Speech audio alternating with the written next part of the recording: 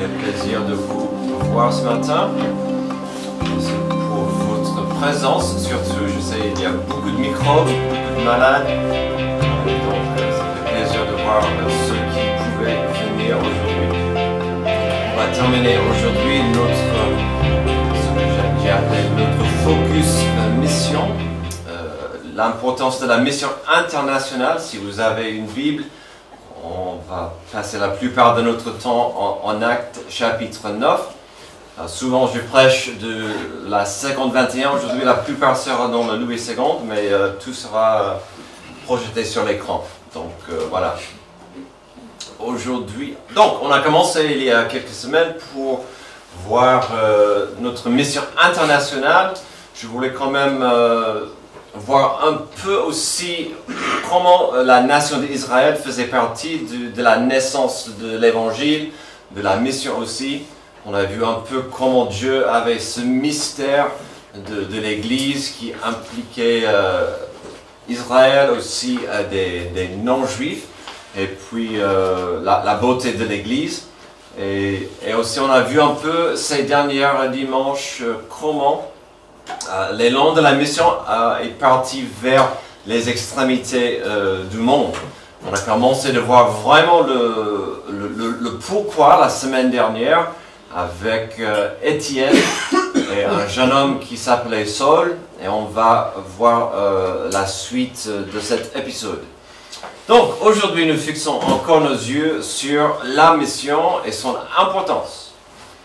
La semaine dernière, j'ai avoué que ce n'est pas un sujet qui fascine tout le monde quand on parle de la mission. Mais si nous passons du temps pour l'étudier, si nous allons demander un peu d'investissement dans la mission, en principe, c'est un sujet important. Puisque ça se trouve dans la Bible, je vous assure, c'est important. Puisqu'il implique un peu d'investissement, soit d'argent, soit de temps dans la prière, soit avec un peu de compassion dans sa vie, certes, on doit être clair sur le sujet. Et donc, ce que nous souhaitons, ce que nous demandons, c'est une compréhension de la mission, qui ensuite pourrait affecter comment vous voyez le monde. Vraiment, comment est-ce qu'on voit le monde? Est-ce que je vois que mon quartier, ma rue, ma ville, ou est-ce que je vois le département, est-ce que je vois le monde, vraiment, comment est-ce que ça touche ma vision, votre vision sur la mission, sur l'évangile, sur le monde, sur les habitants de cette planète, les gens qui vivent plus loin que le 77. Et même ici, on a des gens de cette église qui ne vivent même pas dans le 77. Donc, voilà, donc, comment est-ce qu'on voit le monde? Faisons vite une petite révision de la notion de la mission, puis on parlera de la vision. Alors, cette définition, c'était à moi. Je l'ai fait moi-même. Il doit y avoir des définitions plus belles, plus importantes, plus intelligentes, plus intellectuelles.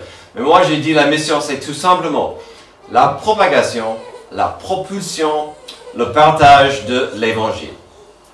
Quand on comprend de mieux en mieux la grâce de Dieu, la bonté de Dieu, la miséricorde de Dieu, on aura envie d'en parler, d'y participer, de faire le maximum d'avancer le message. Donc vraiment, la mission, c'est juste le vouloir d'avancer l'évangile un peu plus loin que moi. La mission, selon la Bible, c'est l'évangile en motion. Souvent, un peu plus loin que chez nous. Notre focus mission a commencé avec la notion que la mission était née en Israël et que Dieu avait un plan pour la nation vis-à-vis de la mission. Mais nous avons compris aussi que finalement le mouvement, l'élan de la mission internationale s'est produit à cause de la persécution qui venait de certains en Israël. Alors si la semaine dernière notre mot du jour c'était la passion, à l'honneur aujourd'hui sera les mots évangile et vision. On découvrira ensemble combien la vision de quelqu'un affectera leur attitude et leurs actions par rapport à l'évangile. Et donc, vraiment, votre vision, comment vous comprenez, comment vous voyez l'évangile va toucher vos actions, votre attitude, vos actions vis-à-vis de l'évangile, vis-à-vis de la mission, vis-à-vis de l'évangélisation. Alors parlons de la vision alors, parce que c'est vraiment notre thème du jour. Il y a un tas de choses qui peuvent toucher, est-ce qu'on peut, en parlant de la lumière, normalement on allume cette lumière, c'est un peu mieux pour YouTube, désolé, hein, c'est comme ça. Donc, en parlant de la vision, il y a un tas de choses qui peuvent toucher notre vision physiquement, que ce soit pour des bonnes raisons ou des mauvaises. Je constate devant moi déjà pas mal de lunettes, par exemple. Si j'enlevais les miennes, j'aurais du mal à constater pas mal de lunettes devant moi. Donc déjà, il y a des lunettes. Ici, j'ai ce magnifique outil, des jumelles.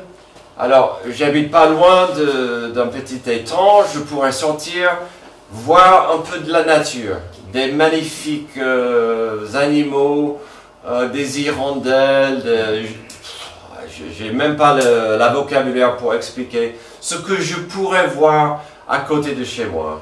Et peut-être je pourrais vous voir mieux avec... Oh, mais déjà il y a un problème.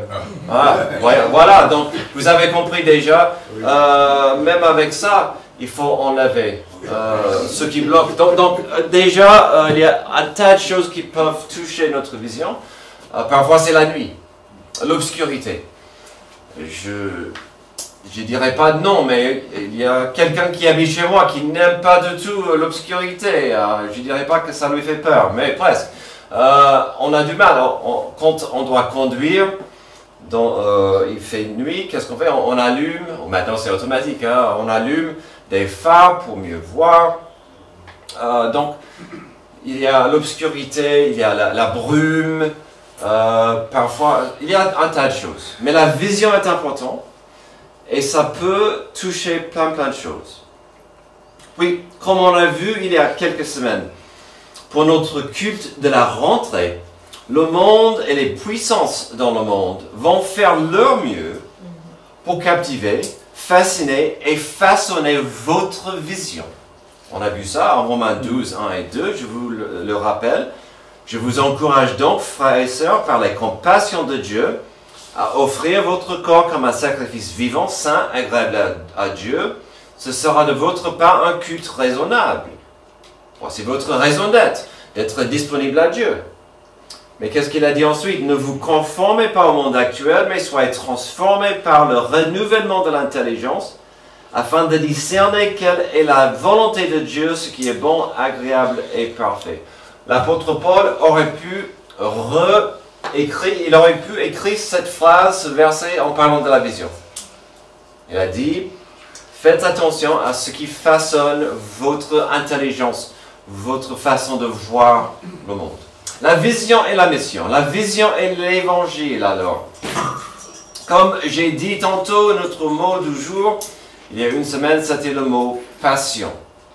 Et on a vu plusieurs passions brûlent pour des mauvaises raisons, c'est-à-dire de persécuter et anéantir l'évangile et l'Église. Aujourd'hui, nous allons continuer cette histoire de Saul, un homme aveuglé par les passions qui brûlaient en lui. Mais avant de retrouver Saul et de sauter dans notre passage du jour, permettez-moi de vous rappeler de quelques mots profonds de Jésus-Christ qui vont nous aider à comprendre cette notion de la vision. Matthieu 6, l'œil est la lampe du corps. Si ton œil est en bon état, tout ton corps sera éclairé. Mais si ton œil est en mauvais état, tout ton corps sera dans les ténèbres. Si donc la lumière qui est en toi est ténèbres, combien seront grands ces ténèbres? Ça revient. L'œil est la lampe du corps. Selon le dictionnaire, une lampe, c'est un appareil qui est destiné à éclairer, dispositif produisant une flamme et servant à chauffer. Elle est censée éclaircir l'obscurité et briller pour la personne. Mais dans les mots de Jésus, nous pouvons voir bien plus que ça. Jésus expliquait que nos yeux sont l'entrée à notre cœur. C'est la porte pour notre esprit, pour notre intelligence. Ça implique plus que l'idée de voir, mais aussi de notre perception. Comment est-ce qu'on comprend certaines choses? Comment est-ce qu'on perçoit ce qui est bon, pas bon, dangereux ou pas? Hein, n'est-ce pas? Parfois, une mauvaise vision des choses peut être dangereux dans une situation. Est-ce que notre vision peut comprendre les implications spirituelles dans une situation? Je ne sais pas pour vous, mais ça me fait penser à Romains 12, 2, avec la notion de ce que nous laissons façonner nos vies. Ce que Jésus a dit sur nos yeux est lié avec ce qu'on a vu à Romains 12, 2. Aujourd'hui, nous allons voir quelques exemples de la vision de Saul.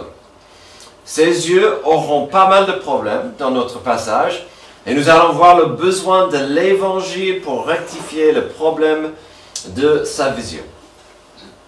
Que sera le problème? Il s'agira d'une maladie de la vision, la maladie du péché. C'est aussi simple, la maladie du péché.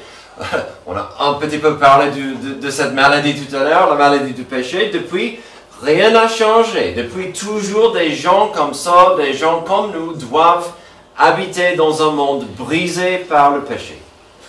Comme nous avons vu la semaine dernière, souvent nos passions peuvent brûler dangereusement. La solution, c'est l'évangile de Jésus-Christ. Cette touche divine de Dieu qui descend pour aider quelqu'un. Et cette touche divine, la grâce de Dieu est toujours imméritée. Et donc, on va voir l'évangile aujourd'hui. Pourquoi elle est nécessaire? L'évangile est nécessaire d'abord quand la vision est contaminée par la violence. Verset 1. Cependant, Saul, respirant encore la menace et le meurtre contre les disciples du Seigneur, se rendit chez le souverain sacrificateur et lui demanda des lettres pour les synagogues de Damas, afin que, s'il trouvait des partisans de la nouvelle doctrine, hommes ou femmes, il les amena liés à Jérusalem. Alors, si vous étiez là la semaine dernière, on a vu ce petit passage brièvement, mais je voulais que nous voyions ici combien sa vision était contaminée par cette violence qui était en lui. Il voyait mal, ce jeune homme. Aujourd'hui, lorsque quelqu'un fait quelque chose d'abominable, un acte de terrorisme, un assassinat, que font des enquêteurs? Il y a quelque chose de grave qui arrive, quelqu'un fait quelque chose de mauvais, et que font les enquêteurs? Qu'est-ce que cette personne était en train de lire? Qui était autour de lui? Qu'est-ce qu'il écoutait? Qu'est-ce qu'il regardait online? Qu'est-ce qui influençait cette personne pour qu'il agisse dans une telle manière? Et donc, on revient à cette notion de ce qu'on peut laisser toucher notre vision. N'oubliez pas que Saul était un homme religieux. C'est là où cette histoire est triste et pénible. Il faisait ces choses pour Dieu et pour sa religion. Mais aussi, c'est important de voir sa transformation. Il a commencé, on a vu, à la lapidation d'Étienne. Il était là, tout surveillant, à l'aise, content avec la lapidation d'Étienne. On voit aucune trace de violence extérieure de lui. La Bible ne dit pas qu'il a lancé une pierre. Mais il était content quand même d'être là, observer ce qui se passait. Mais quelle évolution après ça? Maintenant, qu'est-ce qu'on voit? Il va augmenter en violence dans sa passion. Jusqu'au point où il doit exporter sa guerre ailleurs. Pour qu'il y arrive, il lui fallait plus de pouvoir, plus de moyens, plus de puissance. Mais pourquoi? Qu'est-ce qui a motivé Saul à faire la guerre à l'église ailleurs? Si vous étiez là dimanche dernier, vous savez que le mot passion en fait partie. Le verset 1 nous donne un fort indice, respirant encore la menace et le meurtre. La grammaire originelle est fascinante. Ça donne un sens de ce qui est littéral. Alors, forcément, on sait que Saul, j'ai failli dire Paul, ça va venir, Saul respirait l'oxygène. Mais dans le langage, ça montre que c'était ce qui vraiment, c'était sa vie. Le meurtre et la menace et le meurtre. Il respirait la menace, et il inspirait la menace, et il soufflait le meurtre. C'était son oxygène à lui. Vraiment, il a trouvé sa raison d'être. C'est triste. Cette violence, la menace, le meurtre devenait sa vie. Il consommait ça comme nourriture, une violence qui venait de sa passion religieuse. Nous voyons en Saul quelqu'un qui est, disons, un supporter d'une équipe. S'il a la possibilité de devenir un joueur de l'équipe, et aussi le manager, ben c'est parfait. Il a tout. Et cette ascension, cette augmentation de pouvoir et passion était possible grâce à sa haine. Vous voulez parler d'une vision empoisonnée. Vous voulez parler d'une perception qui rate bien la simple vérité. Il connaissait assez bien de cette nouvelle doctrine. Jésus se disait fils de Dieu et sauveur du monde. Jésus a été exécuté pour cette blasphème et selon certains, s'est ressuscité de la mort, puis est allé au ciel pour régner au ciel. Mais bon, Jésus n'est plus là. Saul était un homme brillant, il pouvait voir l'information devant lui. Il avait toute la vérité dans les Écritures devant lui, mais il ne pouvait pas voir la vérité de Jésus. Il ne pouvait pas voir, il était aveuglé. Jésus, le Fils de Dieu, Sauveur du monde. Saul voyait les mêmes choses, mais en Jésus, il voyait qu'une menace. Cette histoire me rappelle de ce que j'entends souvent, disent des gens, je n'aime pas la religion, moi. Vous connaissez ma réponse, moi non plus. Parce que souvent, qu'est-ce que la religion fait? Des gens qui brûlent trop vivement d'une passion pas équilibrée et on voit des choses mal arrivent aux autres. Il n'y a rien dans la religion souvent qui disent il faut aimer Dieu et aimer ton prochain. Mais il faut plaire à Dieu en suivant une formule. Et donc, on voit pourquoi parfois la religion peut aller loin. Aussi, nous trouvons ici un avertissement classique des influences dans le monde qui peuvent au fur et à mesure influencer, puis contaminer notre vision. Si quelqu'un peut justifier la violence envers autrui dans le nom de la justice, on doit faire plus que de poser des questions dures. On doit résister à une telle violence à genoux par la sagesse et la grâce de Dieu. On doit prier. Dieu, fortifie-nous à combattre ça, parce que c'est du diable. Encore, faisons attention à ce qui façonne et formate votre intelligence. Car combien est-il facile de rater l'importance, de discerner ce qui nous enveloppe notre intelligence et influence notre esprit. Comme on a vu, ne vous conformez pas au monde actuel, mais soyez transformés par le renouvellement de l'intelligence, afin de discerner quelle est la volonté de Dieu, ce qui est bon, agréable et parfait. Alors l'évangile est nécessaire quand la vision est contaminée par la violence. Deuxième, nécessaire quand la vision est en conflit avec la vérité. Verset 3. Comme il était en chemin et qu'il approchait de Damas, tout à coup, une lumière venant du ciel resplendit autour de lui. Il tomba par terre et il entendit une voix qui lui disait « Saul, Saul, pourquoi me persécutes-tu » Il répondit « Qui es-tu, Seigneur » Et le Seigneur dit « Je suis Jésus que tu persécutes. Il te serait dur de rejamber contre les aiguillons. » Tremblant et saisi d'effroi, il dit « Seigneur, que veux-tu que je fasse ?» Quel passage! Tout à l'heure, on parlait du péché qui n'est pas pardonnable. Et souvent, on aimerait que Dieu agisse dans le mal, dans la violence, et qu'il fasse ce qu'on voit ici. La patience de Dieu est merveilleuse, la patience de Dieu est lente, Parfois, on aimerait bien que Dieu fasse ça plus souvent dans la vie des gens. Il pourrait me parler aussi parfois. Mais ici, c'est incroyable ce qu'on voit. Donc, parlons tout de suite de la lumière. Il faisait jour, mais quand même, cette lumière est venue du ciel et elle était resplendissante. Ça lui a basculé au sol.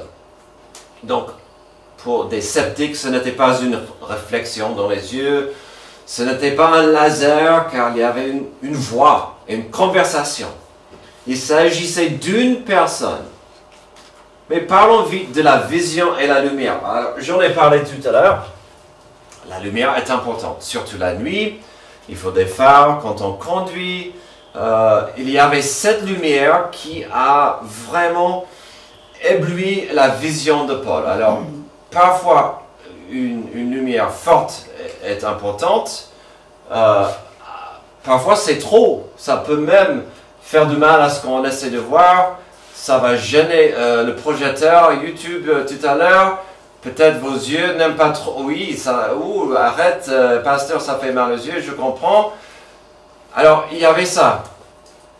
Cette lumière était bien plus resplendissante que ça, car c'était Jésus, Christ, qui venait à Saul. Voyons la voix. Saul, Saul, pourquoi me persécutes-tu? Dans cette culture, une telle chose était comprise comme un miracle ou un événement de Dieu. Soit il s'agissait d'un ange, peut-être d'une vision directe de Dieu, soit c'était Dieu lui-même. Lorsque Saul a vu la lumière et il a entendu une voix lui adresse la parole, il n'était pas confus par rapport à la source. Il a compris, et ça se voit dans le passage, il a compris que c'est Dieu qui lui parlait. Il comprenait, Seigneur. C'est pourquoi, après avoir entendu son prénom, il est devenu très confus. Saul, Saul, pourquoi me persécutes-tu? Mais je sais que c'est Dieu qui me parle, donc pourquoi tu dirais que je te persécute, Seigneur? T'es qui en fait? Sa réponse est normale. Il comprend bien la source. C'est le ciel, c'est la voix de Dieu. Mais en même temps, Saul faisait ce qu'il pensait était la volonté de Dieu. Vous comprenez la confusion. Et le Seigneur dit, je suis Jésus que tu persécutes. Il te serait Dieu de rejamber contre les aiguillons. Boum. Je suis Jésus que tu persécutes. Imaginez le choc. Imaginez l'implosion en Saul, sa raison d'être, sa vie, toutes ces choses s'écroulent autour de lui parce que Jésus, qu'il détestait tellement, rayonne du ciel à la droite du Père. Déjà, Saul comprend à qui il s'adresse et qui s'adresse à lui. Puis, il y a la compréhension de ce que Jésus vient de dire. Parlons de la compréhension de ça.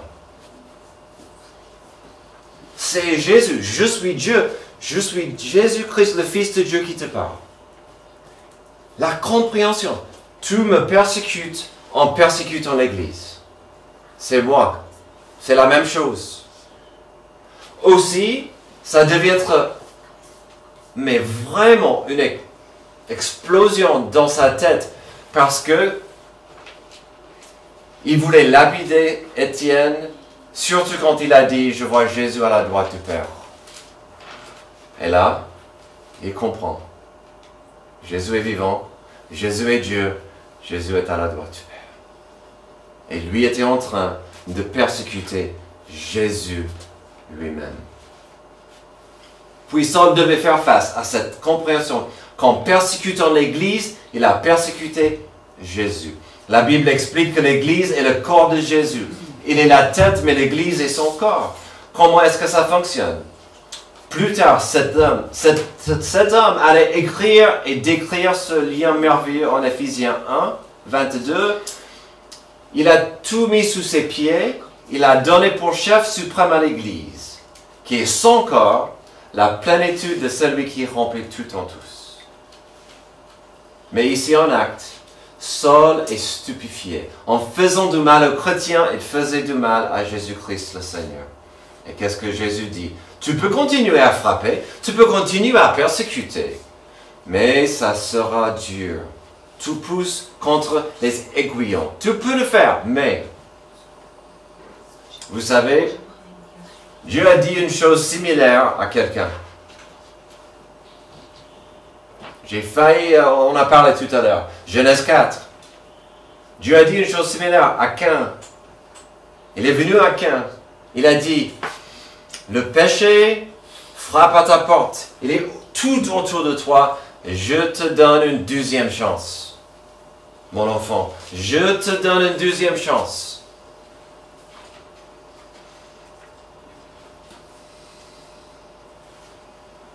Cain avait une très mauvaise attitude entre Dieu et son frère.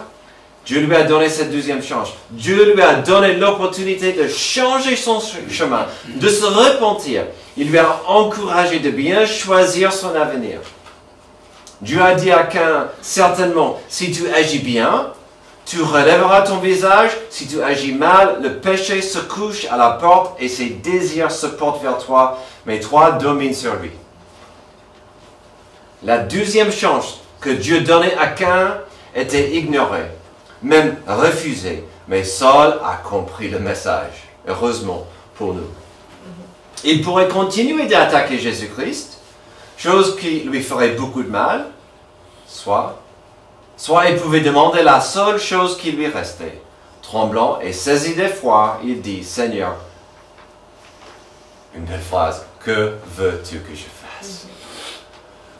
Si cette église doit être une église remplie de disciples, j'aimerais que cette phrase devienne naturelle à vous, à nous. Seigneur, que veux-tu que je fasse? C'est ici où Saul devait vraiment faire face aux mots de Jésus. Je suis la vérité, le chemin et la vie. Est-ce que Saul vivait dans l'obscurité toute sa vie? Oui, comme chaque personne sur la planète. Heureusement, c'est la volonté de Dieu pour nous de permettre sa lumière d'entrer en nous et de nous transformer. Aujourd'hui, ma prière pour vous, c'est de ne pas être ou de ne pas rester en conflit avec la vérité, qui est Jésus-Christ. L'évangile est nécessaire quand la vision est contaminée par la violence. L'évangile est aussi nécessaire quand la vision est en conflit avec la vérité. On va terminer. L'évangile est notable quand la vision est corrigée par la vérité. Et le Seigneur lui dit, lève-toi, entre dans la ville et on te dira ce que tu dois faire. Les hommes qui l'accompagnaient demeurèrent stupéfiés. Ils entendaient bien la voix, mais ils ne voyaient personne. Saul se releva de terre et quoique ses yeux fussent ouverts, il ne voyait rien. On le prit par la main et on le conduisait à Damas. Il resta 3 jours sans voir et il ne mangea ni ne but. On voit tout de suite, et Dieu agit souvent comme ça, un exercice de foi. Dieu, que veux-tu que je fasse? Il lui dit, tu vas entrer en vie, tu attends. Ah, souvent la volonté de Dieu c'est d'attendre. La confiance, c'est Dieu. Jésus lui a donné une tâche simple à faire. Lève-toi, entre et attends. C'est tout? Comment? Après tout ça, il doit suivre cette liste de choses à faire toute simple et courte, sans savoir quoi que ce soit, sans plus d'explications. Dieu, tu veux que je fasse rien, mais attendre? Voyons son entourage. Ces gens avec lui devaient avoir des questions quand même.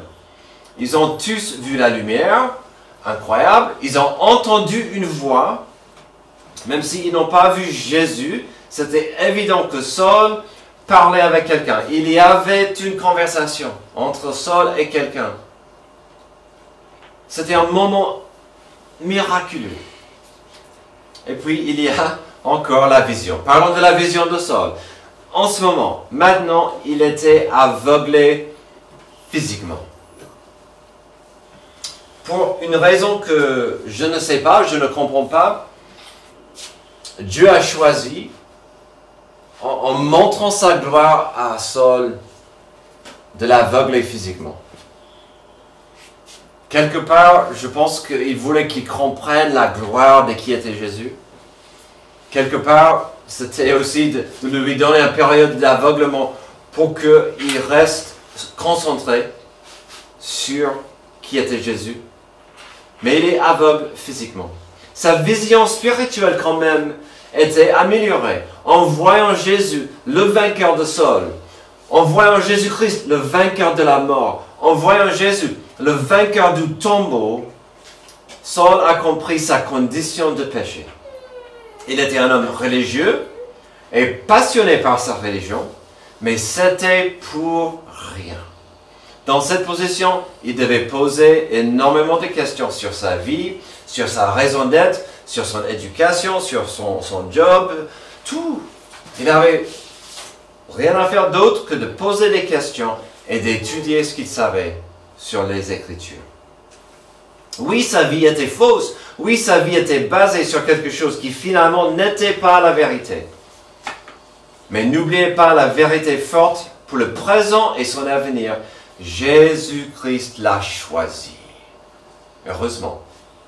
Et voici un bel exemple de la grâce. Jésus l'a choisi malgré sa haine, malgré sa passion tordue, malgré ses crimes envers des gens innocents, malgré des péchés terribles qu'il a commis. Et plus tard, qu'est-ce que Paul va dire? Je suis le pire des pécheurs. Moi, je connais le péché. J'étais le pire. Et qu'est-ce que Dieu a fait? Tu l'as choisi. Ça, c'est la grâce. Ça, c'est la grâce et l'amour de Dieu. Jésus est venu vers lui avec cette grâce énorme et puissante. Alors, sommes-nous si différents que Saul? Alors, je pense que personne ici n'a assassiné quelqu'un. Personne? J'espère. Personne ici n'a persécuté et emprisonné des gens innocents. J'espère. Mais ne sommes-nous pas tous pécheurs, coupables devant la justice de Dieu? Et on a vu ça tout à l'heure. Devant la justice de Dieu, nous sommes tous pécheurs. Nous sommes tous coupables. On n'a pas d'espoir en dehors de Jésus-Christ et l'Évangile. La bonne nouvelle a un nom. Il s'appelle l'Évangile de Dieu. Le moteur qui fait rouler l'Évangile, c'est la grâce de Dieu. Et la grâce est toujours imméritée, heureusement. La grâce implique cette touche divine, des bénédictions de Dieu qui viennent à nous quand nous ne pouvons pas les mériter. Si je pouvais mériter la grâce de Dieu, les bienfaits de Dieu, ça ne serait pas la grâce. Ça doit être un cadeau d'amour de Dieu. L'Évangile est basé sur Jésus le vainqueur. Jésus, la vérité, qui peut nous offrir sa grâce. Et lorsque on est touché par ça, notre vision est améliorée parce qu'on peut comprendre combien Dieu nous aime, combien il veut nous utiliser. N'oublions jamais que cette histoire est si magnifique parce que Dieu a pris un pécheur. Il avait un plan pour lui. Il a changé le monde à travers Paul. Dieu veut nous utiliser. Aujourd'hui, comment va votre vision? Votre lampe, est-ce qu'elle brille par amour pour Dieu? Ou est-ce qu'elle est plus faible qu'elle devrait? Si Jean chapitre 1 commence avec l'importance de la lumière du monde, Jésus-Christ. Si Jean chapitre 1 nous rappelle que souvent le monde n'aura pas envie de laisser la lumière de Dieu nous transformer, n'oublions jamais notre responsabilité vis-à-vis de cette lumière. La lumière de Dieu doit briller autour de nous, certes. Mais si on peut l'avancer, si on peut l'envoyer partout dans le monde, quelle merveilleuse mission devant nous de faire en sorte que je peux avancer la lumière. Je peux être une lumière. Matthieu 5, 14 à 16. Vous êtes la lumière du monde. Une ville située sur une montagne ne peut être cachée. Et on n'allume pas une lampe pour la mettre sous le boisseau. Mais on la met sur le chandelier. Elle éclaire tous ceux qui sont dans la maison. que votre lumière luise ainsi devant les hommes, afin qu'ils voient vos bonnes œuvres et qu'ils glorifient votre Père qui est dans les cieux. Cette lumière est censée briller pour la gloire de Dieu. C'est à nous de décider à quel point notre vision va être touchée par l'amour de Dieu et combien on va briller pour notre Seigneur. Prions. Merci Dieu pour ce passage qui est rempli de ton amour, qui est rempli de la repentance, qui est rempli de la notion que tu veux voir la rédemption. La rédemption est une valeur précieuse pour nous. Merci, car Jésus nous a rachetés. Aide-nous à comprendre l'importance de notre vision, qu'elle vienne de ta lumière, que ta lumière nous touche et nous remplisse, afin que nous aussi brillons pour autrui. C'est dans le nom merveilleux de Jésus que j'ai prié. Amen. Levez-vous, on va chanter un dernier.